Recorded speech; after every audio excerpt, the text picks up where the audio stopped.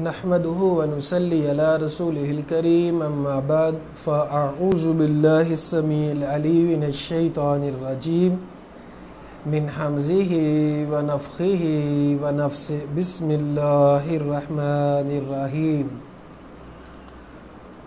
دورہ قرآن کا آج ہمارا 15واں سبق ہے، 15واں ہی روزہ ہے اور 15واں ہی سپارہ ہے۔ 15ویں سپارے میں 2 صورتیں بیان کی گئی ہیں۔ سورہ بنی اسرائیل تو مکمل ہے اور سورۃ الکہف بیان کی گئی ہے۔ سورۃ الکہف کا زیادہ حصہ 15ویں پارے میں ہے اور تھوڑا حصہ جو ہے 16ویں پارے میں ہے۔ نبی کریم صلی اللہ علیہ وسلم نے ان دونوں صورتوں کے بارے میں فرمایا کہ بنی اسرائیل اور سورۃ الکہف کے بارے میں کہ میری یہ اول جب پہلی صورتیں تھیں ان میں سے یہ نازل ہوئی ہیں۔ نبی کریم صلی اللہ علیہ وسلم پہلی جب نبوت ملی تھی تو مکی دور ہے، مکی صورتیں ہیں جی، یہ بھی مکی ہے اور سورۃ الکہف بھی مدنی صورت ہے۔ وعلیکم السلام ورحمۃ اللہ وبرکاتہ۔ جی سیدہ زینبہ صاحبہ بہت شکریہ، جزاکم اللہ خیرہ۔ سبق شروع کرنے سے پہلے میں آپ لوگوں سے دوبارہ التماس کرتا ہوں کہ اس میسج کو زیادہ سے زیادہ لوگوں تک پہنچایا کریں، سوالات بھی کیا کریں اور بات بھی کیا کریں اس کے اوپر، اور بارک اللہ فیکم، جزاکم اللہ خیرہ۔ اچھا جی، سورہ بنی اسرائیل جو ہے، اب بنی کا معنی بیٹے، اسرائیل کے اسرائیل علیہ السلام، اسرائیل یعقوب علیہ السلام کا لقب ہے۔ تو بنی اسرائیل یعنی یعقوب علیہ السلام کی اولاد جو آگے چلی تھی، ان کے 12 بیٹے تھے، تو ان کی اولاد آگے جو چلی تھی ان کو بنی اسرائیل کہتے ہیں۔ اس سورہ کو اسراء بھی کہا جاتا ہے۔ اسراء کیا ہوتا ہے؟ اللہ تعالیٰ نے ذکر کیا اسراء، جب نبی صلی اللہ علیہ وسلم کو معراج کروایا گیا تو معراج کے 2 حصے تھے، ایک مکہ سے لے کے بیت المقدس تک اور دوسرا حصہ بیت المقدس سے لے کے آسمان تک۔ جو مکہ سے لے کے بیت المقدس تک تھا اس کو اسراء کہتے ہیں۔ اسراء کا مطلب ہوتا ہے راتوں رات جانا، تو وہ رات کا سفر تھا۔ اور معراج کا مطلب ہوتا ہے اوپر چڑھنا، اور نبی کریم صلی اللہ علیہ وسلم وہاں سے اوپر چڑھے، اوپر گئے آسمان تک، تو اس لیے اس کو پھر معراج کہا جاتا ہے۔ تو معراج کے 2 حصے ہیں۔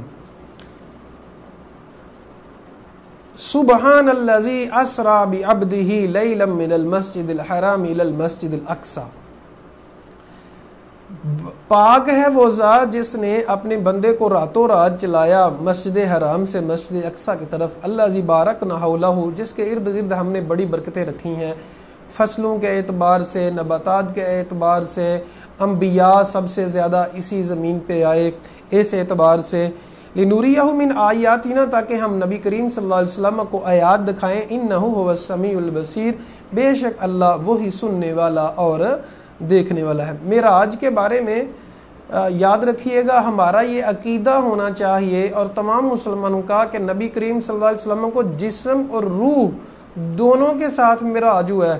بعض لوگ کہتے ہیں جی یہ صرف معراج جو ہے وہ یعنی جسم اور روح کے ساتھ نہیں ہوا، بلکہ صرف روح کے ساتھ، جیسے انسان خواب دیکھتا ہے تو ایسے آپ صلی اللہ علیہ وسلم نے خواب دیکھا تھا۔ یاد رکھیے گا ایسا نہیں ہے، نبی کریم صلی اللہ علیہ وسلم نے معراج کیا ہے جسم کے ساتھ۔ آپ صلی اللہ علیہ وسلم خود گئے ہیں مسجد اقصی تک، وہاں امامت کروائی تمام انبیاء کی، تو خواب میں امامت تھوڑی کروا دی تھی، پراپر امامت کروائی، اور پھر آپ صلی اللہ علیہ وسلم آسمان پہ گئے اور انبیاء، مختلف انبیاء سے ملاقات ہوئی، اللہ تعالیٰ سے بھی ملاقات ہوئی۔ تو یہ عقیدہ ہونا چاہیے کہ معراج آپ صلی اللہ علیہ وسلم نے جسم اور روح دونوں کے ساتھ کی ہے۔ اب جس کے دماغ میں نہیں سمجھ آتی کسی کو کہ جی یہ تو ممکن نہیں ہے، تو پھر وہ اپنے دماغ کا علاج کروائے، کیونکہ دماغ تو محدود ہے نا جی، تو اللہ تو علی کل شیء قدیر ہے، اللہ تو کر سکتا ہے۔ تو رات جو تھی اس کو لمبا کر دیا گیا اور تھوڑے وقت کے اندر ٹائم کو، دنیا کے ٹائم کو روک دیا گیا۔ روایات میں آتا ہے کہ نبی صلی اللہ علیہ وسلم جب گئے تو کنڈی ہل رہی تھی اور جب آئے تو کنڈی اسی طرح ہل رہی تھی۔ اب اللہ اس پہ قادر ہے، اللہ کل شیء قدیر ہے۔ اللہ جس نے زمین آسمان بنائی، جس نے وقت بنایا، اس وقت کو اللہ روک بھی سکتا ہے۔ تو اس میں تو عجیب بات اس کے لیے ہے جس کا معجزے کے اوپر یقین نہیں ہے، عجیب بات اس کے لیے ہے جس کا رب کے اوپر یقین نہیں ہے، اور جس کا رب کے اوپر یقین ہے، جس رب نے سب کچھ بنایا ہے، تو اس کے لیے ماننا اس میں کوئی مشکل نہیں ہے۔ ہاں اچھا جی، اس کے بعد بنی اسرائیل کا ذکر کیا گیا خصوصی طور پہ۔ بنی اسرائیل کے 4 ادوار کا یہاں ذکر ہے۔ پہلے اللہ تعالیٰ نے ان کو غلبہ عطا فرمایا۔ پہلے یوسف علیہ السلام کے جب تھے مصر کے حکومت، تو ان کے پاس حکومت تھی۔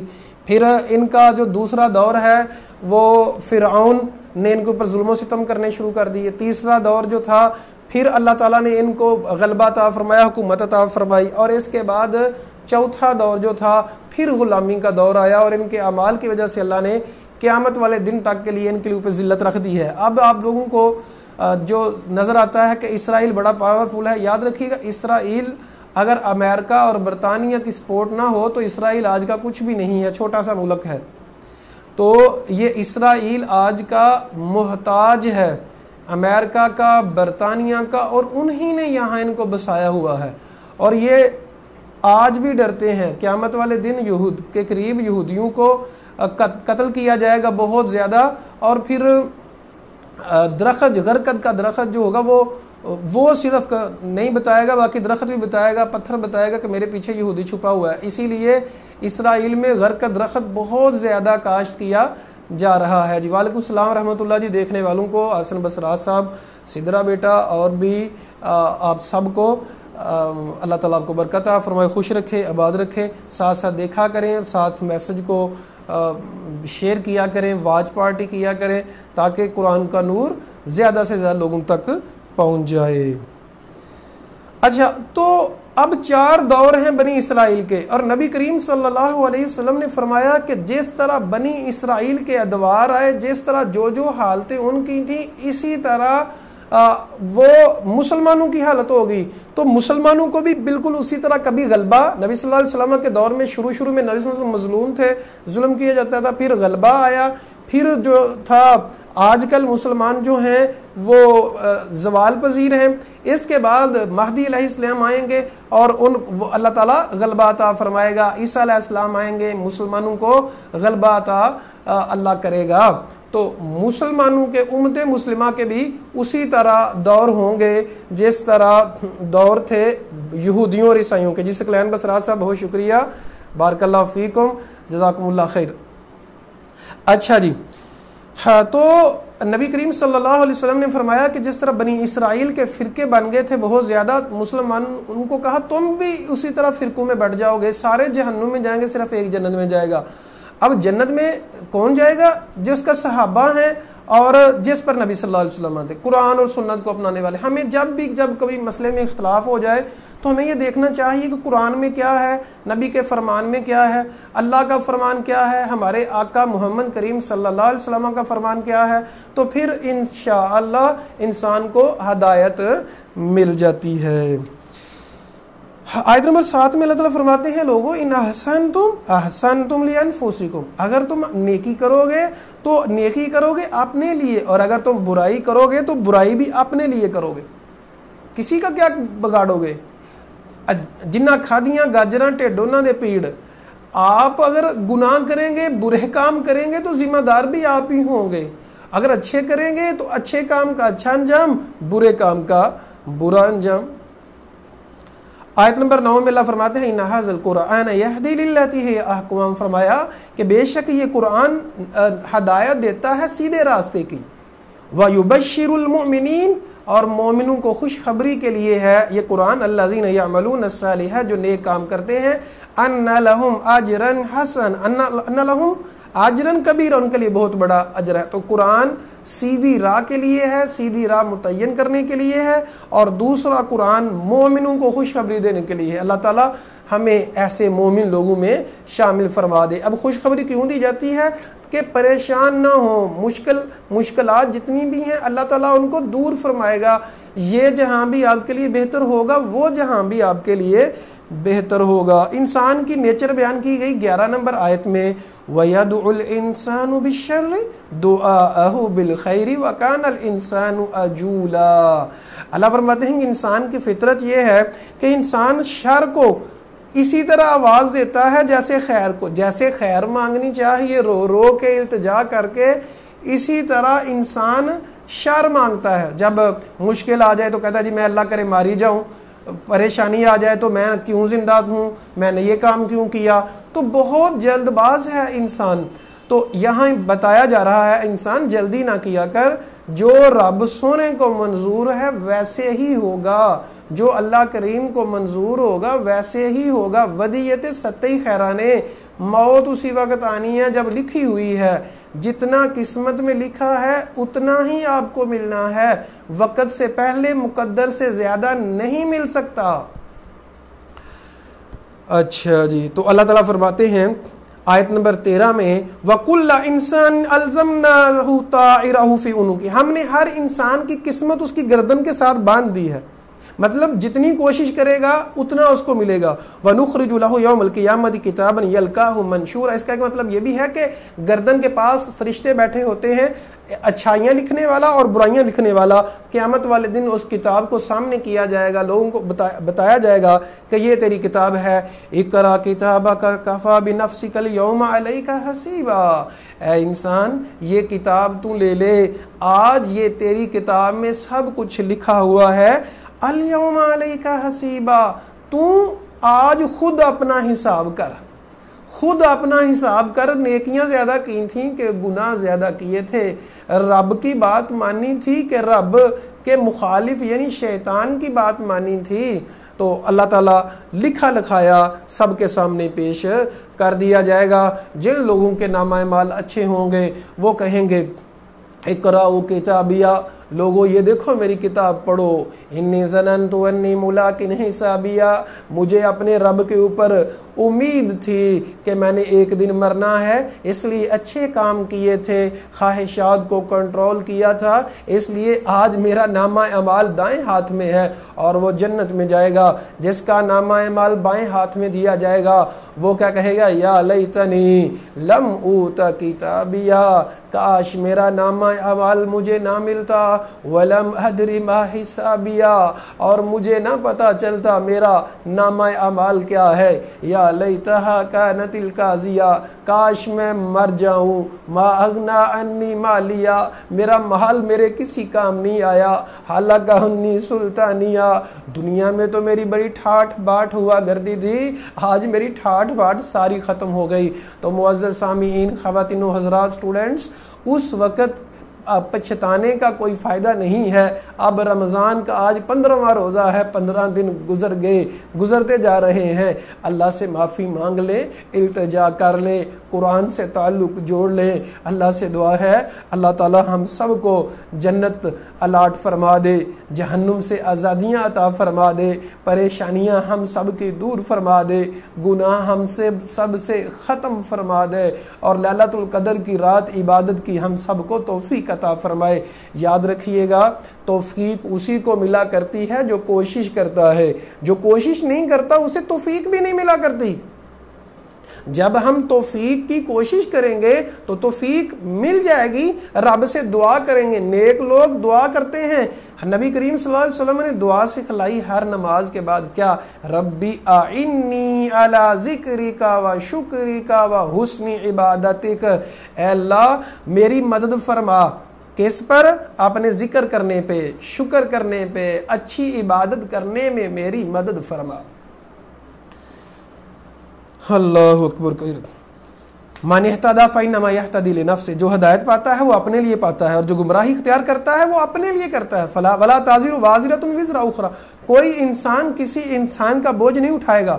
وما كنا معذبین حتی نبعث رسولا، اور ہم کسی کو عذاب نہیں دیتے جب تک حجت قائم نہ کر دیں، کوئی رسول نہ جب تک آ جائے ہم کسی کو بھی عذاب نہیں دیتے۔ اور جب ہم کسی آیت نمبر 16 میں فرماتے ہیں، جب ہم کسی قوم کو ہلاک کرنے پہ آتے ہیں تو ان کے بڑے بوڑھے لوگ جو ہوتے ہیں جب وہ گناہ کرتے ہیں تو پھر ہم ان کو تباہ و برباد کر دیتے ہیں۔ 19 नंबर आयत में फरमाया वमन अरादल आखिरह वसअ लहा सअयहा। अब जो आखरत का इरादा रखता है कि मुझे आखरत में फल मिले, नेमतें मिले, हुजूर का दीदार मिले।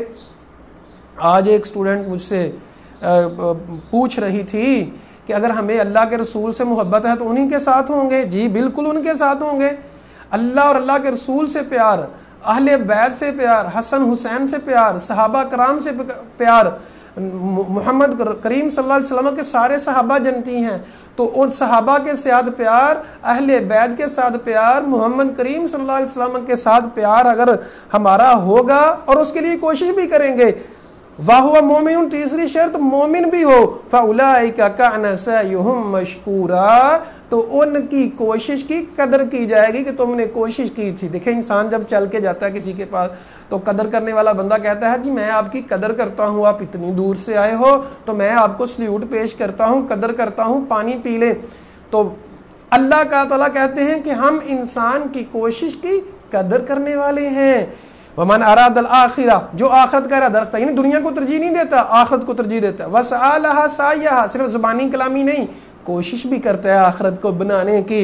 वाह मोमिन, तीसरी शर्त ईमान वाला है, तो ऐसे लोगों का अजर अल्लाह के पास है, अल्लाह इन लोगों को जरूर अजर अता फरमाएगा। आयत नंबर 22 में अल्लाह फरमाते हैं, ओ लोगो ला तजअल मअल्लाहि इलाहन आखरा, अल्लाह के अलावा कभी किसी को शरीक ना बनाना। मदद सिर्फ रब से मांगना, उम्मीद सिर्फ रब से रखना, मोहब्बत प्यार जिस तरह रब से करने का हक है सिर्फ रब से करना।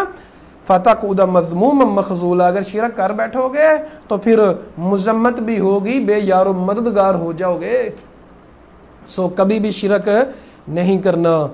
आयत नंबर 23 में फरमाया वक़ज़ा रब्बुका, लोगों अगर रब को रब मानते हो ना तो फिर रब ने ये फैसला कर दिया है क्या, अल्ला तअबुदू इल्ला इय्याहु, इबादत सिर्फ रब की करनी है, शिरक नहीं करना। और दूसरी बात वबिल वालिदैनि एहसाना, वालिदैन के साथ एहसान। यहाँ नुक्ता समझे, एक होता है नेकी का बदला नेकी, तो आम लोगों के साथ हमें यही हुक्म दिया गया है कि नेकी का बदला नेकी करनी है हमने, लेकिन वालिदैन के साथ कहा एहसान करना है, यानी अपनी तरफ से जितनी नेकियां उन्होंने हमारे साथ की उनसे बढ़ के नेकी करने की कोशिश करनी है। इंसान अपने वालिदैन का कभी हक नहीं अदा कर सकता, जितनी उन्होंने नेकियां की, जितना उन्होंने एहतराम किया।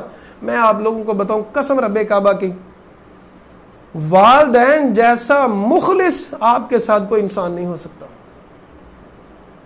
मैंने जब भी गाँव जाता हूँ तो जब भी मैंने पैसे अपने वालिदैन को दिए हैं, उन्होंने कहा बेटा नहीं हमें नहीं चाहिए, तू रख ले। ज्यादा देता हूँ, कहते हैं थोड़े दो, इतने दे के क्या करना है। और जबकि बरअक्स दूसरे के मामला जिसको कहते हैं जी ज्यादा दे। मैं आप लोगों को एक छोटी सी मिसाल दे रहा, तो वालिदैन, इंसान बूढ़ा हो जाते हैं वालिदैन, और जवान भी इंसान हो जाए, लेकिन वालिदैन की रहमत मवद्दत खत्म नहीं होती। और वालिदैन आपके लिए सबसे बड़े वली हैं। इंसान का अलमिया यह है कि वलियों को ढूंढता रहता है कि वली कौन से हैं ताकि मैं उनसे दुआ करूं, और घर में माँ बाप वली बैठे हुए हैं तो उनकी कदर नहीं करता, उनसे दुआ कराएं। अल्लाह ने कहा कि अल्लाह ने फैसला कर दिया है तुम सब के लिए क्या, वबिल वालिदैन एहसाना, के वालिदैन के साथ अच्छा सलूक करना है, एहसान करना है, उनकी नेकी का बदला बेहतर तौर पे देना है, बुरा नहीं। इम्मा यबलुगन्ना इंदकल किबर, हाँ जब वो बूढ़े हो जाएं तो फिर एहसास ज्यादा करना है। जब वो बूढ़े हो जाएं, अहदुहुमा, उन दोनों में से एक, औ किलाहुमा, दोनों, फला तकुल लहुमा उफ़िन, फिर एहसास बढ़ जाता है। फिर नौजवानों को चाहिए, औलाद का चाहिए अपने गुस्से को कंट्रोल में रखे, अपने दिमाग को कंट्रोल में रखें, फिर उफ भी नहीं कहना। पहले क्या करना था, एहसान, लेकिन जब बूढ़े हो जाएं तो उनके साथ उफ भी नहीं कहना, वला तनहरहुमा, उनको झिड़कना नहीं है। कितने बदबख्त लोग ऐसे हैं, जब माँ बाप को ज्यादा मदद की जरूरत है, ज्यादा हेल्प की जरूरत है, तो उनको फिर झिड़कते हैं, डांटते हैं। वो लरजते होंठों से लफ्ज ढूंढ रहा था। आज की यूथ اس لفظ کے اوپر ذرا سمجھیے، اس شعر کو سمجھیے گا، اس شعر میں یوتھ کی ذہنیت کو بیان کیا گیا ہے۔ وہ لرزتے ہونٹوں سے لفظ ڈھونڈ رہا تھا، ضعیف باپ نے بیٹے سے بات کرنی تھی۔ نبی کریم صلی اللہ علیہ وسلم کے دور میں ایک بیٹے نے حضور صلی اللہ علیہ وسلم سے شکایت کی کہ میرا باپ جو ہے مجھ سے خرچہ زیادہ ڈیمانڈ کرتا ہے، مال کی زیادہ ڈیمانڈ کرتا ہے۔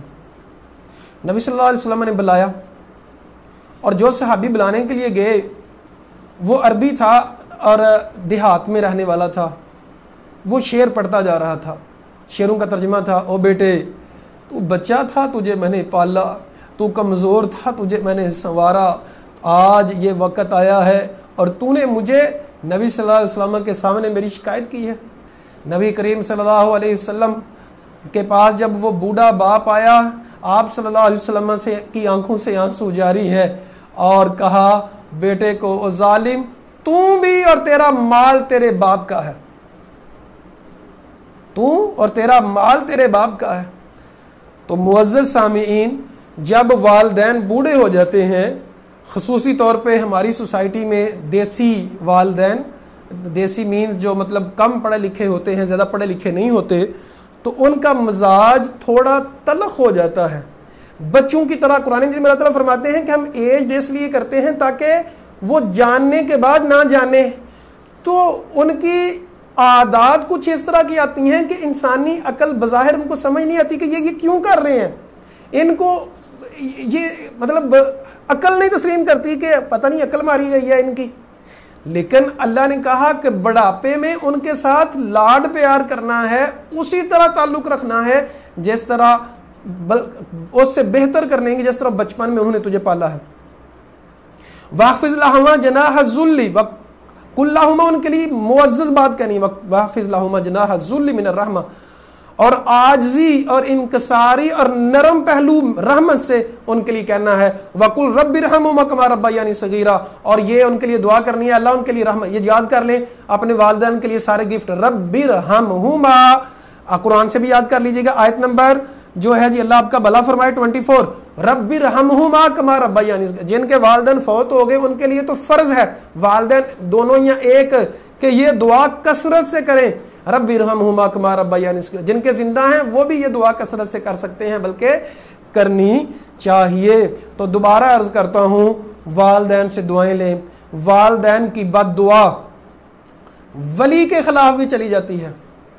جریج راہب تھا ایک، اور ماں نے آ کے پکارا، نفلی نماز پڑھ رہا تھا۔ نفلی نماز کا اصول یہ ہے، یاد رکھیے گا، جب آپ نفلی نماز پڑھ رہے ہیں، آپ کی ماں یا باپ بلا رہے ہیں آپ کو، تو پھر ان کو چھوڑ کے نفلی نماز، تو ان کو جواب پہلے دیں۔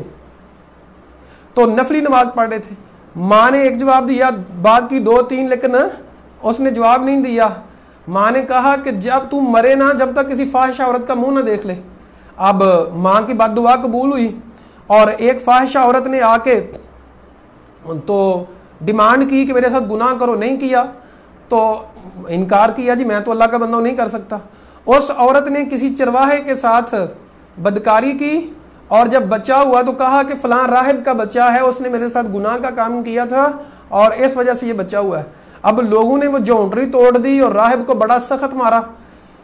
پھر راہب نے کہا کہ اس بچے کو لے کے آؤ۔ بچے سے پوچھا تو بچے نے کہا میرا باپ تو فلاں جو ہے چرواہا ہے، یہ نہیں۔ لوگوں نے کہا کہ ہم سونے کا تیرا بنا دیتے ہیں حجرہ۔ راہب نے کہا یہ تو میری ماں کی بد دعا تھی، بس اسی طرح کا بنا دو۔ تو ماں کی بد دعا اور باپ کی بد دعا لگ جاتی ہے، باپ کی دعا بھی اور بد دعا بھی قبول ہوتی ہے۔ تو والدین سے دعائیں لیں، کبھی بھی بد دعائیں نہ لیں، اس جوانی کے اوپر لعنت ہے۔ یاد رکھیے قیامت کی نشانیوں میں سے ایک نشانی یہ ہے ان تلد الامۃ ربتہا۔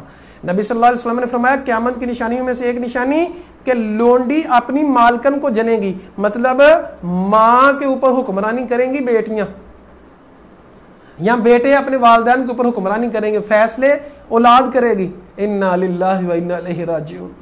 ہماری سوسائٹی میں الحمدللہ خیر بہرحال بڑی موجود ہے، لیکن پھر بھی بڑی ہی نصیحت کی ضرورت ہے، اپنے آپ کو بڑا بدلنے کی ضرورت ہے۔ بہت زیادہ دیکھیں، جب ہم نے سوسائٹی میں رہنا ہوتا ہے، آپ لوگ کام پہ ہوتے ہیں تو کتنی زیادہ چیزوں کو اگنور کرنا پڑتا ہے. اسی طرح جب آپ گھر میں ہیں تو آپ کی رحم دلی کے، آپ کے اچھے سلوک کے سب سے زیادہ جو حقدار ہیں آپ کے گھر والے ہیں. نبی صلی اللہ علیہ وسلم نے فرمایا کہ تم میں سے بہترین وہ ہے جو اپنے گھر والوں کے لیے بہتر ہے. بعض لوگ جو ہیں باہر والوں کے لیے تو بہت بہتر ہوتے ہیں لیکن گھر والوں کے لیے بہتر نہیں ہوتے. تو فرمایا کہ بہتر وہ ہے جو اپنے گھر والوں کے لیے بہتر ہے. وَآتِ ذَا الْقُرْبَى حَقَّهُ وَالْمِسْكِينَ، مسکینوں کو کھانا کھلاؤ، یتیموں کو دو، مسافروں کو دو. فضول خرچی نہیں کرنی. ان المبذرین کانوا اخوان الشیاطین، مبذرین شیطان کے بھائی ہیں. وکان الشیطان لربہ کفورا، شیطان اپنے رب کا نافرمان ہے. دیکھیں ایک ہوتا ہے اسراف، ایک ہوتی ہے تبذیر.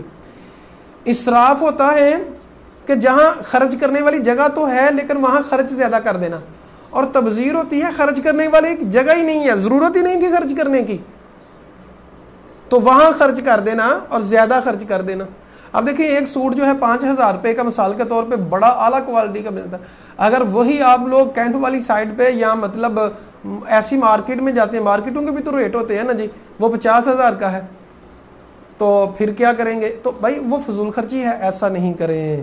اسی طرح کھانا، وہی کھانا آپ گھر میں سستا کھا سکتے ہیں لیکن باہر جا کے مہنگا کھاتے ہیں، تو سستا کھانا چاہیے، اچھا کھانا چاہیے. اللہ اکبر کبیر. اچھا جی، وَلَا تَقْتُلُوا أَوْلَادَكُمْ خَشْيَةَ إِمْلَاقٍ، اپنی اولاد کو تنگی کی وجہ سے نہ قتل کرو، ہم ان کو رزق دیتے ہیں اور تمہیں بھی.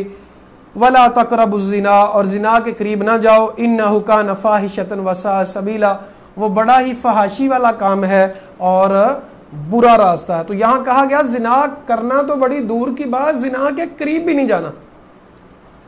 اللہ اکبر کبیر. اللہ تعالی ہم سب کی حفاظت فرمائے.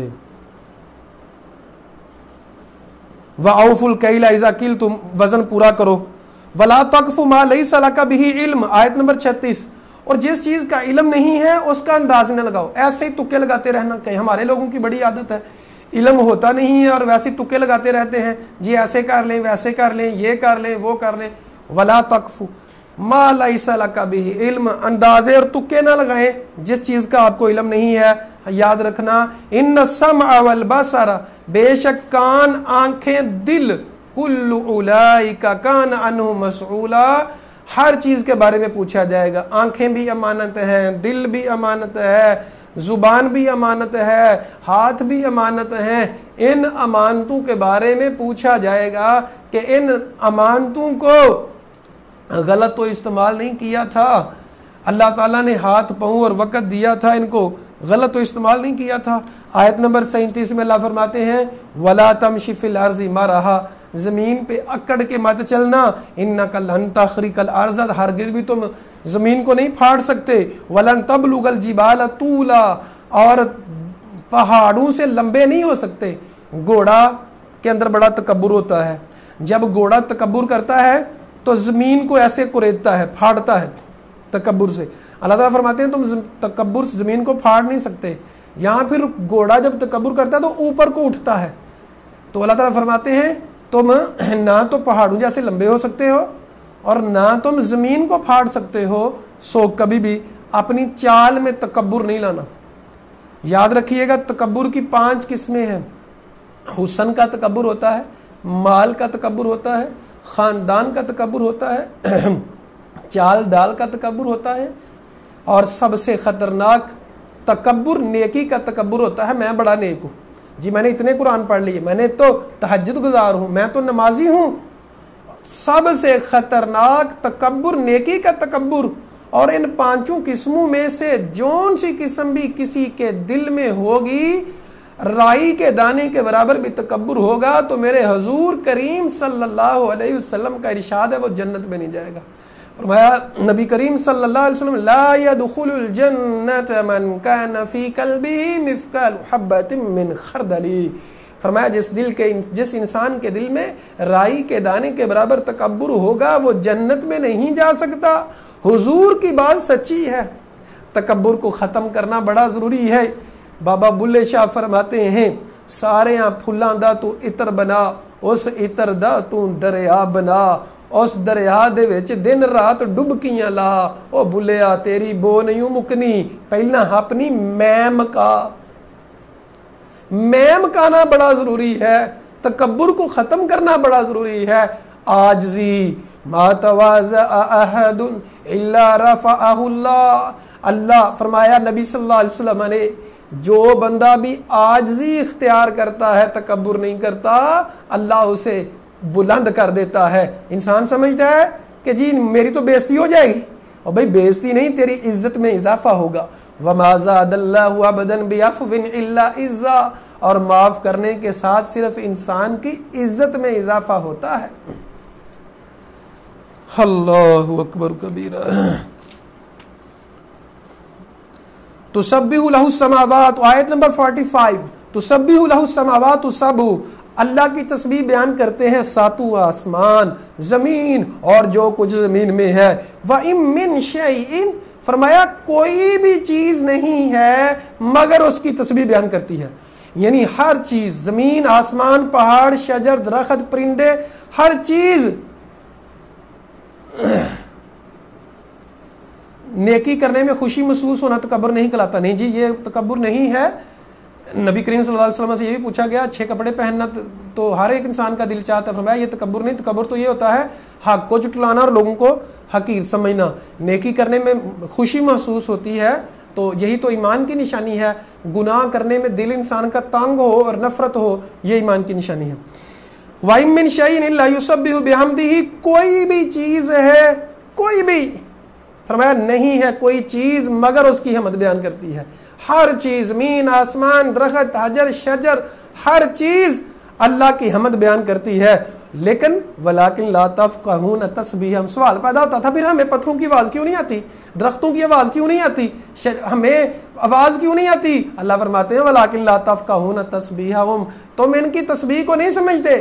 اللہ تعالیٰ نے تو چیونٹی کا بھی ذکر کیا ہے، آگے آئے گا سورۃ النمل کہ چیونٹی نے کہا کہ بل میں گھس جاؤ، سلیمان علیہ السلام کا لشکر آ رہا ہے. اللہ تعالیٰ نے سلیمان علیہ السلام کو سنوا دیا، لیکن تم اس کی تسبیح کو نہیں سمجھتے. انہ کان حلیما غفورا، اللہ تعالیٰ بڑا بردبار اور بخشنے والا ہے. معزز سامعین دیکھیں، چونٹیاں تو اللہ کی تسبیح بیان کریں، اب پتھر حجر تو اللہ کی تسبیح بیان کریں، درخت پھل فروٹ یہ تو اللہ کی حمد بیان کریں.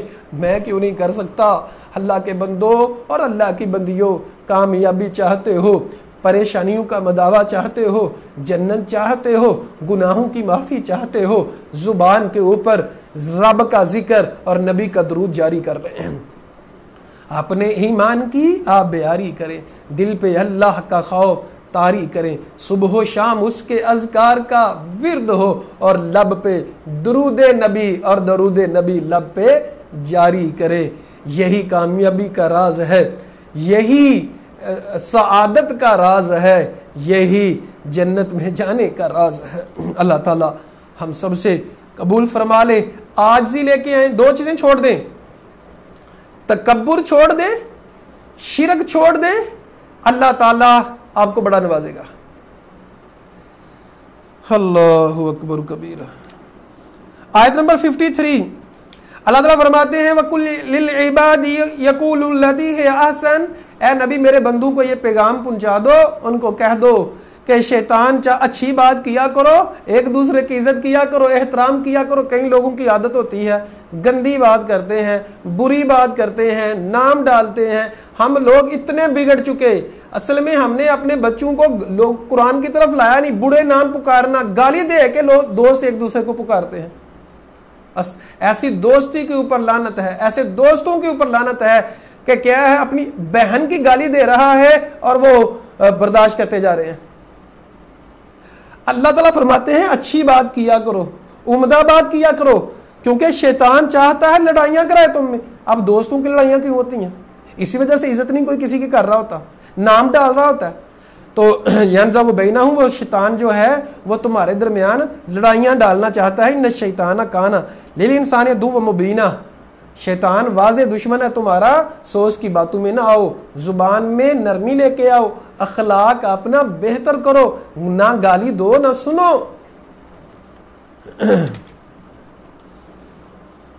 اچھا جی،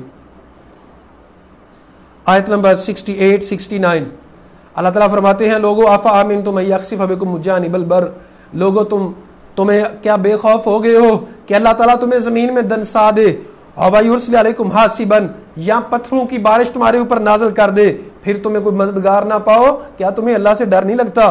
أَوْ أَمِنْتُمْ أَنْ يُعِيدَكُمْ فِيهِ تَارَةً أُخْرَى فَيُرْسِلَ عَلَيْكُمْ كَاسِفًا، اللہ تعالیٰ تمہیں دوبارہ دریا میں لے جائے کشتیوں سے جب آتے ہو اور تیز آندھی بھیج دے، تم سب کو غرق کر دو، ثُمَّ لَا تَجِدُ لَكُمْ عَلَيْنَا تَبِيًّا، پھر کوئی مددگار اور پیچھا کرنے والا نہ پاؤ، کیا تمہیں سمجھ نہیں آتی؟ اب اللہ تعالیٰ فرماتے ہیں اللہ کا ڈر اختیار کرو۔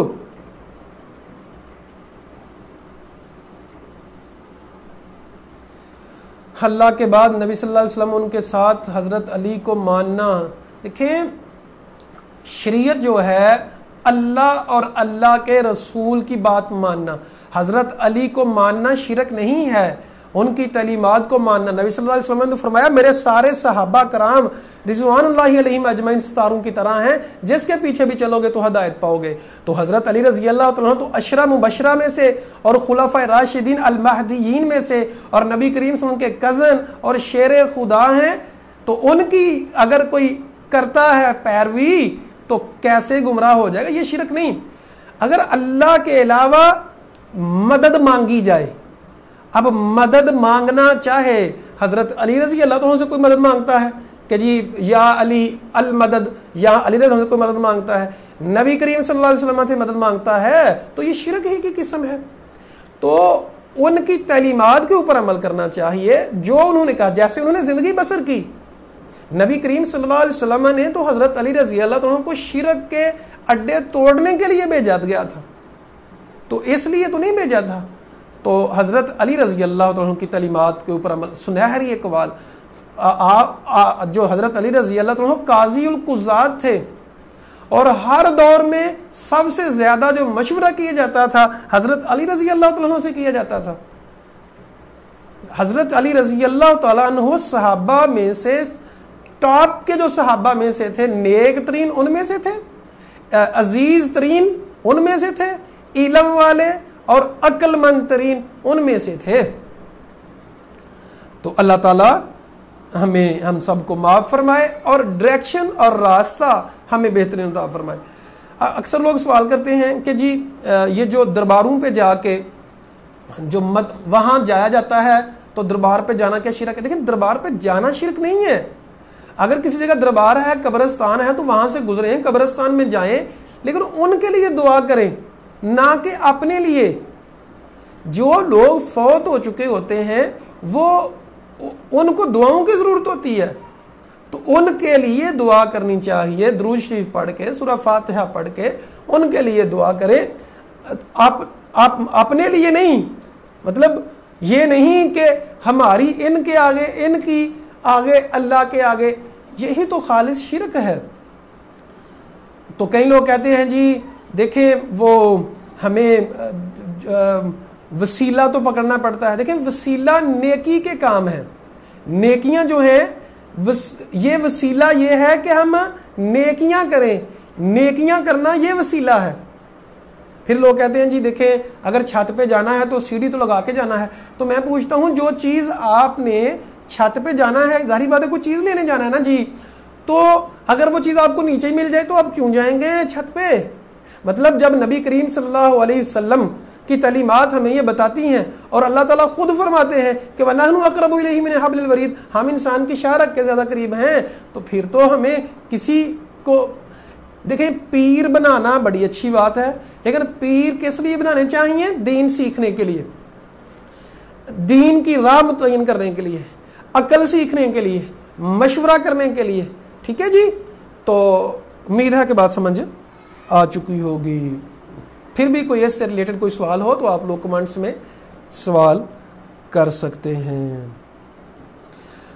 وَلَقَدْ كَرَّمْنَا بَنِي آدم، ہم نے انسان کو بڑی عزت بخشی ہے۔ کرمنا، اشرف المخلوقات بنایا ہے انسان کو، عزت تو بڑی دی رب نے انسان کو۔ اب انسان جو ہے اس کا اختیار ہے کہ اس کو مانتا ہے کہ نہیں۔ جی قرآن پہ ہاتھ رکھ کے قرآن پڑھ کے نماز پڑھ جو دعا کی جاتی ہے، آپ کے سوال کی سمجھ نہیں آئی. قرآن پڑھ کے نماز پڑھ کے جو دعا کی جاتی ہے ہوگا ثواب پہنچتا ہے یا نہیں؟ جی دیکھیں جو فوت شدگان لوگ ہیں ثواب پہنچتا کیوں نہیں پہنچتا؟ یہی تو مسئلہ ہے. ہم دعا کریں دعا پہنچتی ہے اور ضرور پہنچتی ہے.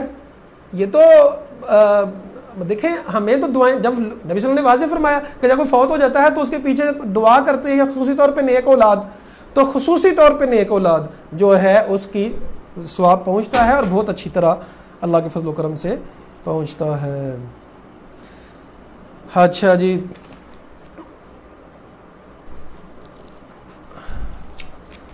اچھا جی بعض چیزیں ہم اس کی چھوڑ رہے ہیں. آیت نمبر 107 سجدے والی آیت ہے, تو سجدہ آپ لوگوں نے کرنا ہے. اللہ تعالیٰ فرماتے ہیں وَيَقُولُ سُبْحَانَ رَبِّنَا إِن كَانَ وَعْدُ رَبِّنَا لَمَفْعُولًا, کہ ہمارا رب کا وعدہ تو کیا ہوا ہے. وَيَخِرُّونَ لِلْأَذْقَانِ يَبْكُونَ وَيَزِيدُهُمْ خُشُوعًا, رو کے سجدہ کیا کریں. نبی کریم صلی اللہ علیہ وسلم نے فرمایا جی آج کل کوئی پیر ہیں جو سچے ہوں, جب نیک لوگ ختم ہو جائیں گے تو قیامت آ جائے گی. بڑے نیک لوگ موجود ہیں, اور میں چونکہ اسٹوڈنٹ ہوں, مسالک کو پڑھتا ہوں, مختلف مسالک کو بڑی ڈیٹیل کے ساتھ پڑھتا ہوں, تو میں نے تو اللہ کے ولی اپنی سینس میں ہر مسلک میں دیکھے ہیں. کیا وہ اہل حدیث ہوں, بڑے بڑے نیک اللہ کے ولی دیکھے ہیں, اور کیا اہل سنت بریلوی ہوں, کیا اہل سنت دیوبند ہوں. اہل تشیع کے ساتھ میرا بہت زیادہ رابطہ نہیں, بعض میرے اسٹوڈنٹس ہیں لیکن ان کو میں نے پڑھا ہوا ہے. جو ان کے خلاف باتیں کی جاتی ہیں بہت زیادہ, تو یہ صرف زیادہ باتیں ہیں, مسلک کو پروموٹ کرنے کے لیے باتیں کی جاتی ہیں. ہر مسلک میں بڑے نیک ہیں لوگ ہیں, اللہ تعالیٰ کے اولیاء موجود ہیں. تو دین اصل میں پیر ہوتے ہیں دین سیکھنے کے لیے, دین سیکھیں ان سے, اس لیے ہوتے ہیں علم سیکھیں. اور جو لوگ بنائے ہوئے ہیں لوگوں نے سفارش کرنے کے لیے اور پتہ نہیں کیا کچھ کرنے کے لیے, اصل میں یہ شارٹ کٹ ڈھونڈتے ہیں, شارٹ کٹ ڈھونڈنے کے لیے یہ کام کرتے ہیں, وہ درست نہیں ہے. آیت نمبر 110 میں کہا گیا کہ اللہ کو پکاریں, عبد الرحمن ایام تدعو فلاح الاسماء الحسنى, اللہ کے لیے اچھے اچھے نام ہیں. اور چاہے ولا تجہر بصلاتک, بہت زیادہ اونچی بھی نہیں پڑھنا اور نہ آہستہ, درمیانی راستہ اختیار کرنا ہے. سورۃ الکہف. اچھا جی معزز سامعین, سورۃ الکہف, کہف غار کو کہتے ہیں, غار والے لوگوں کا اس میں قصہ ہے, اس لیے اس سورہ کا نام سورۃ الکہف ہے. دجال کا ظہور ہونے والا ہے, کب ہوگا نہیں پتا لیکن ہونے والا ہے. اور دجال کا فتنہ خواتین و حضرات, معزز اسٹوڈنٹس, بہت بڑا فتنہ ہے. نبی صلی اللہ علیہ وسلم نے فرمایا بہت زیادہ لوگ کافر ہو جائیں گے. آپ تصور کر سکتے ہیں کہ شعبدہ باز جی نبی صلی اللہ علیہ وسلم کا وسیلہ مانگا جا سکتا ہے. جی ایسے کہا جا سکتا ہے یا اے اللہ, میں نبی صلی اللہ علیہ وسلم نے یہ فرمایا ہے چونکہ تو, اور میں نبی سے آپ نے کہا اے اللہ کہ نبی کی اطاعت کرو, میں تو تیرے نبی کی اطاعت کرتا ہوں, اپنے نبی کو میں اپنی جان سے زیادہ عزیز جانتا ہوں, اس لیے میری دعا قبول فرما, یہ کہا جا سکتا ہے. دعا کا مصنون طریقہ یہ ہے کہ پہلے حمد شریف پڑھیں, حمد شریف کے بعد درود شریف پڑھیں, تو پھر دعا قبول ہوتی ہے. اور دعا یقین کے ساتھ کرنی چاہیے, اللہ تعالیٰ ضرور قبول فرماتا ہے. تو دجال کا فتنہ آنے والا ہے, اس کے پاس کہے گا بارش ہو, بارش ہوگی, کہے گا بارش رک جائے گی, مردوں کو زندہ کرے گا. اتنے زیادہ اس کے پاس ٹرکس ہوں گے اور اتنے زیادہ اختیارات رب اس کو دے گا. آپ کا کیا خیال ہے, جو خواتین خصوصی طور پہ تھوڑی سے کام کے لیے اپنی عزت بیچ دیتی ہیں جا کے جعلی پیروں کو, ان کا کیا بنے گا, ان کا کیا بنے گا دجال کے سامنے؟ تو بہت بڑا فتنہ ہے. اگر دجال سے بچنا چاہتے ہیں, دجال کے فتنے سے بچنا چاہتے ہیں, تو سورۃ الکہف کی پہلی 10 آیات یاد کر لیں. جو ہم بچے ہم سے دورہ قرآن کر رہے ہیں, یہ اس کے 10 نمبر سورۃ الکہف کے ہیں. مجھے کوئی یاد بھی کروا دے بعد میں کہ 10 نمبر ہم نے سورۃ الکہف کی پہلی 10 آیات یاد کرنے کے رکھنے ہیں. تو سرٹیفکیٹس ان کو ہی ملیں گے. 10 نمبر صرف اس چیز کے ہیں جن کو سورۃ الکہف کی پہلی 10 آیات یاد کر لیں گے, اور کسی کو یاد کروا کے گارنٹی دیں گے کہ انہوں نے یاد کر لی ہیں. تو پہلی 10 آیات جو یاد کر لے گا, نبی کریم صلی اللہ علیہ وسلم نے فرمایا وہ دجال کے فتنے سے محفوظ رہے گا. جس کو اپنا ایمان عزیز ہے, دجال کے فتنے سے ڈر لگتا ہے, اور اس کو چاہیے کہ پہلی 10 آیات لازمی یاد کر لے۔ تو میں دوبارہ عرض کر رہا ہوں، دورہ قرآن والے بچے، سٹوڈنٹس، بڑے جو دورہ قرآن کر رہے ہیں، ان کے لیے 10 سورۃ الکہف کی پہلی آیات یاد کرنا ضروری ہے۔ اس کے 10 نمبر ہوں گے، 100 نمبر ہیں، کل ٹیسٹ ہوگا، 100 نمبر ہیں تو 2 دن آپ کو دیے جائیں گے، تو اس میں پھر آپ لوگوں نے پہلی 10 آیات یاد کرنی ہے۔ اچھا جی، تو سورۃ الکہف، الحمدللہ الذی انزل علی عبدہ الکتاب ولم یجعل لہ عوجا، اللہ تعالیٰ جس نے یہ کتاب کو نازل کیا ہے، ولم یجعل لہ عوجا، اس میں کوئی ٹیڑھا پن نہیں بنایا، قیما لینذر بأسا شدیدا من لدنہ، سیدھی بات ہے، ڈرانے کے لیے ہے اور مومنوں کو خوشخبری دینے کے لیے ہے جو مومن نیک کام کرتے ہیں۔ اچھا جی، تو ایک اور بات میں بھول گیا، جو جمعے والے دن پڑھتا ہے سورۃ الکہف، اس کا جمعے سے لے کے جمعے تک نور پیدا ہو جاتا ہے۔ کیا مطلب؟ دل میں نور ہو جاتا ہے، ایمان آ جاتا ہے، تو بڑی فضیلت والی یہ آیت ہے۔ تو سورہ بنی اسرائیل نبی کریم صلی اللہ علیہ وسلم سوتے وقت پڑھا کرتے تھے، جب سوتے تھے تو سورہ بنی اسرائیل کی تلاوت کیا کرتے تھے۔ غار والوں کا واقعہ، یہودیوں نے نبی صلی اللہ علیہ وسلم سے سوال کیا تھا غار والوں کے بارے میں، تو آپ صلی اللہ علیہ وسلم نے فرمایا کل بتا دوں گا، وہی نازل نہ ہوئی، تو آپ صلی اللہ علیہ وسلم کو پھر بعد میں بتایا گیا کہ جب بھی آپ یہ نہیں کہنا میں کل بتا دوں گا، بلکہ یہ بتانا ہے کہ یہ کہنا ہے کیا کہ انشاءاللہ ولا تقولن لشیء انی فاعل ذلک غدا، یہ نہیں کہنا کہ میں کل کر لوں گا، یہ بھی سورۃ الکہف کے آغاز ہی میں فرمایا کہ میں کل کر لوں گا، بلکہ کیا کہنا ہے؟ انشاءاللہ، اگر اللہ نے چاہا تو پھر یہ کام ہوگا۔ اچھا جی، تو اما حسبت ان اصحاب الکہف والرقیم، جو آپ کو کیا خیال ہے، آپ کا کیا سمجھتے ہیں کہ غار والے اور جنگل والے، وہ جنگل بھی تھا اور غار تھا، کانوا من آیاتنا عجبا، یہ بڑی بڑی نشانیاں ہیں۔ اذ اول فتیہ، کچھ لوگ عیسائی تھے جنہوں نے عیسائیت کو قبول کیا، لیکن وہ بادشاہ جو ظالم تھا وہ مشرک تھا۔ اب یہ جو نوجوان تھے یہ لوگ آئے اور جا کے غار میں پناہ لے لی، نکلے، تو ان کا جو کتا بھی تھا کسی کا ساتھ، تو کتا بھی ساتھ تھا، اور 309 سال سوئے رہے، 309 سال کے بعد اٹھے، اور کسی نے کہا جاؤ کھانا لے کے آؤ، کتنی دیر کے لیے سوئے ہیں؟ تو یہ رب کا بہت بڑا معجزہ تھا۔ اور جب یہ اٹھے ہیں، بادشاہ چینج ہو چکی تھی، موجودہ جو بادشاہ تھا وہ مسلمان ہو چکا تھا، حق پرست بن گیا تھا۔ اب ان دنوں یہ بات ہو رہی تھی کہ اللہ مردوں کو، یعنی سب سے زیادہ یہ بات چھڑ گئی تھی کہ اللہ مردوں کو کیسے زندہ کرے گا، تو پھر اللہ تعالیٰ نے ان میں سے ایک کو بھیجا۔ اب یہ کھانا لے کے ایک تندور پہ گئے تو ان کو کہا ولیتلطف، ولیتلطف کے بارے میں یاد رکھیں، یہ قرآن مجید الفاظ کے اعتبار سے، حروف کے اعتبار سے قرآن کا وسط ہے، اور بعض لوگ کہتے ہیں کہ قرآن کا وسط یہ قرآن کا خلاصہ ہے، ایک لفظ میں نرمی کرو، یعنی ساری زندگی کا نچوڑ یہ ہے کہ نرمی کرو۔ اگر تم نرمی کر لو گے تو اللہ تعالیٰ بڑا ہی کرم فرما دے گا، اللہ تعالیٰ بڑی زندگی میں آسانیاں پیدا فرما دے گا۔ تو انہوں نے کہا کہ نرمی کرنا، سختی نہ کرنا، کہیں پتہ نہ چل جائے۔ تو جب وہ سکہ لوگوں نے دیکھا، انہوں نے کہا ان کو تو لگتا ہے خزانہ ملا ہے بہت بڑا، تو وہ بادشاہ کے پاس لے گئے۔ تو جب بادشاہ کے پاس لے گئے تو پھر بادشاہ نے فرمایا، گیا ان کے ساتھ اور کہا ہم تو مسجد بنائیں گے۔ تو ان لوگ، یہ جو بندہ ایک تھا، یہ جب غار میں دوبارہ گیا تو واپس نہیں آ سکا، اللہ نے پکا پکا ہی ختم کر دیا، پکا پکا ہی ان کو سلا دیا، موت دے دی۔ یہاں ایک سائنس کا اصول ہے، اصل میں ڈیٹیل بہت زیادہ ہوتی ہے لیکن ہم نے صرف 1 گھنٹے میں اس کو ختم کرنا ہوتا ہے۔ ایک سائنسدان جو تھا، اس نے قرآن مجید اس کو کسی نے دیا، تو اس نے کہا میں پھینکنا چاہتا تھا لیکن میں نے کہا چلیں میں پڑھ لیتا ہوں۔ تو فلائٹ تھی بہت لمبی، تو میں نے پڑھنا شروع کر دیا۔ تو میں نے سورہ کہف میں دیکھا کہ کتا تھا اور 309 سال رہا۔ تو کہتا ہے کہ انسانوں کا تو ٹھیک ہے، ان کا اللہ تعالیٰ کرتا رہا کہ ان کی وہ چینج کرتا رہا، کیونکہ اگر انسان ایک ہی طرف میں لیٹا رہے تو انسان کا بازو یا ٹانگ فریکچر ہو جائے گی، ختم ہو جائے گی، ڈیڈ ہو جاتا ہے انسان۔ لیکن کتا جو تھا وہ بازو پھیلا کے کیوں رہا؟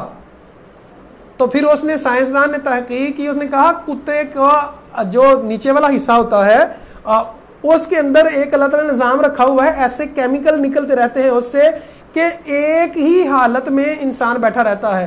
تو اس نے کہا کہ سائنس نے یہ ثابت کیا ہے چونکہ قرآن سچا ہے، تو پھر وہ اس سائنسی حقیقت کی وجہ سے مسلمان ہو گیا۔ اور بھی بہت زیادہ سائنسی حقائق اس میں ہیں کہ جو بھی دیکھتا تھا خوفزدہ ہو جاتا تھا، اور وہ خوفزدہ کیوں ہوتا تھا یہ بھی اللہ کی شان ہے، اللہ کا نظام ہے۔ تو قرآن مجید کی یاد رکھیے گا، ایک ایک آیت میں بہت بڑے بڑے سائنسی حقائق ہیں۔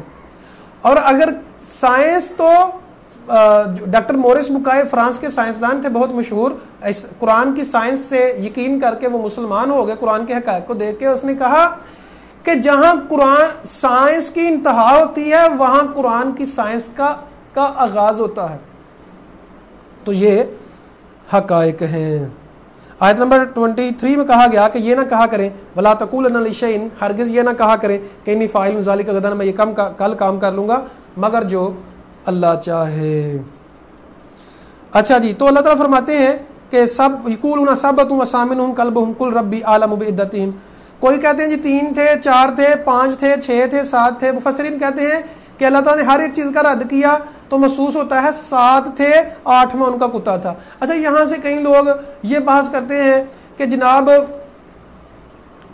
کتا تو اصحاب کہف کا جنت میں جائے گا کہ نہیں؟ اب دیکھیں یہ تو عجیب سی بات ہے۔ یاد رکھیے گا جنت اللہ نے انسانوں کے لیے بنائی ہے، کتوں کے لیے نہیں بنائی، یہ بات آپ سمجھ لیں۔ اب اگر کوئی کہتا ہے نہیں نہیں جی وہ اصحاب کہف کا کتا جنت میں جائے گا، ٹھیک ہے جی لے جائیے گا، ہمیں کوئی اعتراض نہیں۔ ہمیشہ بحث وہ کرے جس کا کوئی تک بنتا ہے، جس کا آپ کو پوچھا جانا ہے۔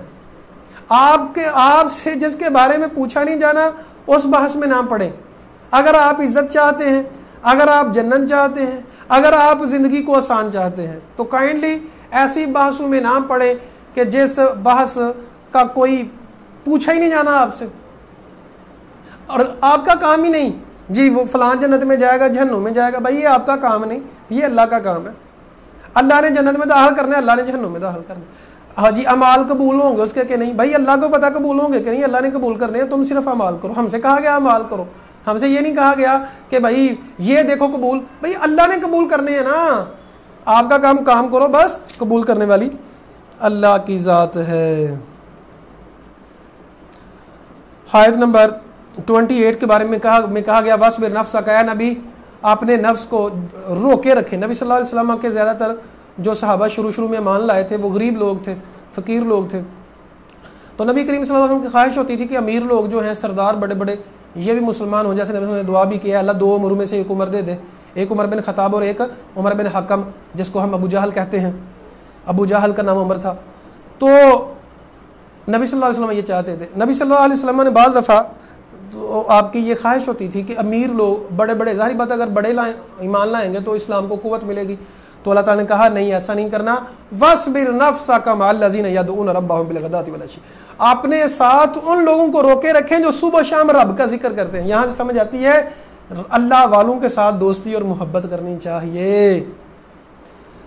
اچھا جی، یریدون وجہہ، جو اللہ کی رضا چاہتے ہیں، وَلَا تَعْدُ عَيْنَاكَ عَنْهُمْ، اپنی نگاہیں ان کی طرف نہ پھیریں، تُرِيدُ زِينَةَ الْحَيَاةِ الدُّنْيَا، کہ آپ دنیا کی زندگی کو چاہتے ہوئے، وَلَا تُطِعْ مَنْ أَغْفَلْنَا قَلْبَهُ عَنْ ذِكْرِنَا، جو لوگ غافل ہیں ہمارے ذکر سے ان کی اطاعت نہ کریں، وَاتَّبَعَ هَوَاهُ، جس نے اپنی خواہش کی پیروی کی، جو دین سے بڑے دور ہیں ان کی پیروی نہ کریں، ان کو نصیحت کریں، دین کی بات بتائیں، لیکن دلی دوست ان کو نہ بنائیں، ان کے اوپر اپنا وقت ضائع نہ کریں، جو سیکھنا چاہتے ہیں انہی کو سکھائیں۔ اچھا جی، آیت نمبر 32 میں 2 شخص تھے، 2 دوست تھے، ایک کو اللہ تعالیٰ نے باغ عطا فرمایا تھا اور ایک جو تھا وہ غریب آدمی تھا۔ کلتا الجنتین آتت اکلھا، ایک کو جو باغات تھے اس نے لم تظلم منہ شیئا وفجرنا خلالہم نہرا، بڑا کچھ عطا کیا تھا، باغ بڑا قیمتی تھا، دولت بڑی تھی، انبار تھا دولت کا، درمیان سے نہریں چلتی تھیں۔ اب یہ بندہ وقال لہ ثمر فقال لصاحبہ وہو یحاورہ انا اکثر منک مالا واعز نفرا، دولت کا تکبر کرنے لگا کہ میری دولت بھی زیادہ ہے، مال بھی زیادہ ہے۔ ودخل جنتہ وہو ظالم لنفسہ، تکبر کرتے ہوئے اپنے باغ میں داخل ہوا۔ قال ما اظن ان تبید ھذہ ابدا، کہتا ہے یہ کبھی ختم نہیں ہوگا، میری ٹھاٹ باٹ اسی طرح رہے گی۔ اور اگر میں رب کے پاس جاؤں گا تو اسی طرح رہوں گا. بعض لوگ سمجھتے ہیں اگر ہم دنیا میں امیر ہیں تو آخرت میں بھی امیر ہوں گے. ظاہری بات اللہ ہم سے خوش ہے تو دولت دی ہے, اور بھائی دولت اللہ نے آزمائش کے لیے دی ہے. یاد رکھیے گا, غربت بھی, دولت بھی, سب کچھ یہ آزمائش کے لیے ہے. اللہ دے کے بھی آزماتا ہے, اللہ لے کے بھی آزماتا ہے. کبھی تکبر نہ کرے. اس نے تکبر کیا تو دوسرے نے کہا ظالم تو یہ مٹی سے پیدا کیا گیا ہے, ثم من نطفہ ثم سواک رجلا, تجھے نطفے سے پہلے مٹی سے انسان کو پیدا کیا گیا تو مٹی رہ. زبر نہیں زیر ہونا ہے کیونکہ آگے پیش ہونا ہے. مٹی دے کھڈاونے وانگوں بندے دی کہانی ہے, پتہ نہیں وہ کیڑے ویلے کھیڈ مک جانی ہے. تکبر نہ کر. لیکن اس نے تکبر کیا تو اس نے کہا ولولا اذ دخلت, تجھے چاہیے تھا ماشاءاللہ کہتا, اللہ کی کبریائی بلند کرتا. یاد رکھیے کچھ چیز اچھی لگے آپس میں, اپنے بچوں میں سے, بڑوں میں سے, جو بھی, تو چھوٹے بڑے جو بھی اچھا لگے آپ کو تو ماشاءاللہ اور بارک اللہ کہا کریں کہ اللہ برکت دے. اس لیے اس طرح بھی نظر نہیں لگتی, ورنہ نظر لگ جاتی ہے. اچھا جی, تو اللہ تعالیٰ نے اس کے پھل کو, اس کے باغ کو تباہ ہو برباد کر دیا. پھر رونے لگا, لیکن اب رونے کا کیا فائدہ تھا. تو اللہ تعالیٰ فرماتے ہیں اللہ تعالیٰ جو دے سکتا ہے اللہ تعالیٰ چھین بھی سکتا ہے. المال والبنون زینت الحیات الدنیا, اور مال دولت یہ دنیا کی زندگی کا سامان ہے, اصل اجر جو ہے وہ تمہارے رب کے پاس ہے. 49 میں اللہ تعالیٰ فرماتے ہیں لوگوں وَوُزِّيَ الْكِتَابُ فَتَرَى الْمُجْرِمِينَ, جب سب کے سامنے کتاب رکھ دی جائے گی, مُشْفِقِينَ مِمَّا فِيهِ, لوگ ڈر بھی رہے ہوں گے, وَيَقُولُونَ يَا وَيْلَتَنَا مَا لِهَٰذَا الْكِتَابِ, رو رو کے کہیں گے کہ ہماری کتاب نے تو کچھ نہیں چھوڑا, نہ چھوٹا چھوڑا نہ بڑا, مگر گن کے رکھا. وَوَجَدُوا مَا عَمِلُوا حَاضِرًا, سارے اعمال حاضر ہوں گے.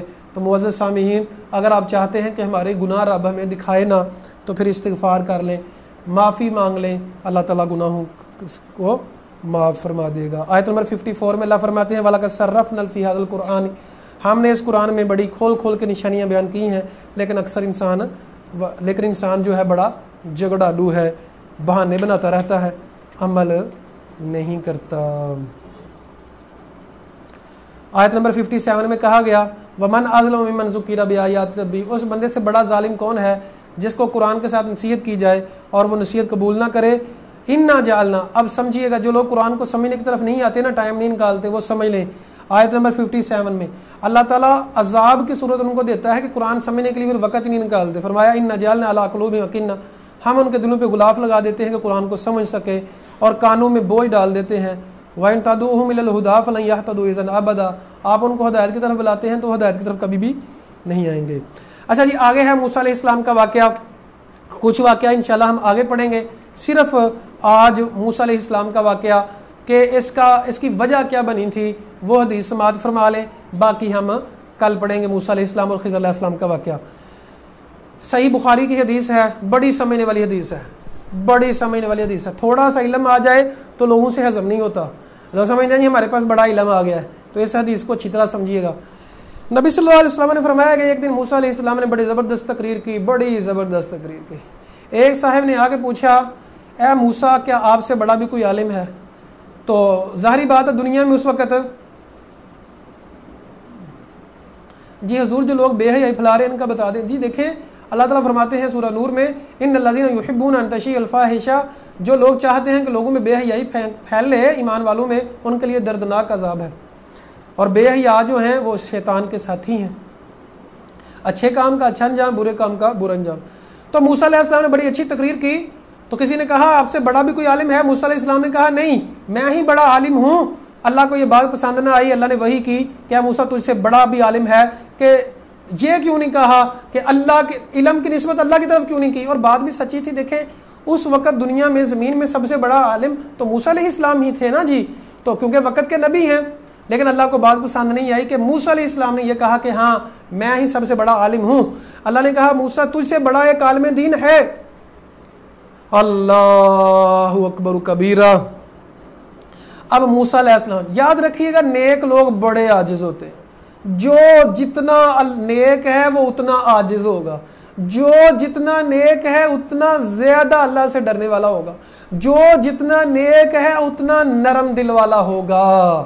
کہا اللہ ٹھیک ہے, اور وہ علم کا متلاشی, نیک لوگ علم کے متلاشی ہوتے ہیں. کہا اللہ ٹھیک ہے, اگر کوئی نیک مجھ سے بڑا عالم ہے تو میں نے پھر سیکھنا ہے، یہ ہے علم کی تلاش۔ اللہ نے کہا ٹھیک ہے، چھٹی لی اللہ سے، ظاہری بات ہے نبی تھے وقت کے، چھٹی لی اور سفر میں چل گئے، اپنے ساتھی جو ہیں یوشع بن نون کو ساتھ لیا اور چل پڑے۔ ملاقات ہوئی اب کل ہم مزید واقعہ ڈیٹیل سے پڑھیں گے۔ خضر علیہ السلام اور موسیٰ علیہ السلام سفر کر رہے ہیں سمندر میں، تو خضر ایک چڑیا آتی ہے سمندر سے پانی کا ایک قطرہ لے کے اڑ جاتی ہے۔ موسیٰ علیہ السلام کو خضر علیہ السلام کہتے ہیں موسیٰ تیرا علم اور میرا علم اور ساری دنیا کا علم اللہ کے علم کے مقابلے میں اتنا ہے جتنا اس سمندر کے مقابلے میں چڑیا کے منہ میں قطرہ۔ اللہ کا علم سمندر ہے، ساری دنیا کا علم، ساری دنیا کا علم ایک قطرہ ہے۔ پچھلے سبق میں سورۃ بنی اسرائیل میں یہ بھی گزرا ہے کہ روح کے بارے میں لوگ سوال کرتے ہیں، فرما دیں کہ روح اللہ کے حکم سے ہے، وَمَا أُوتِيتُم مِّنَ الْعِلْمِ إِلَّا قَلِيلًا، تمہیں بہت تھوڑا علم دیا گیا ہے۔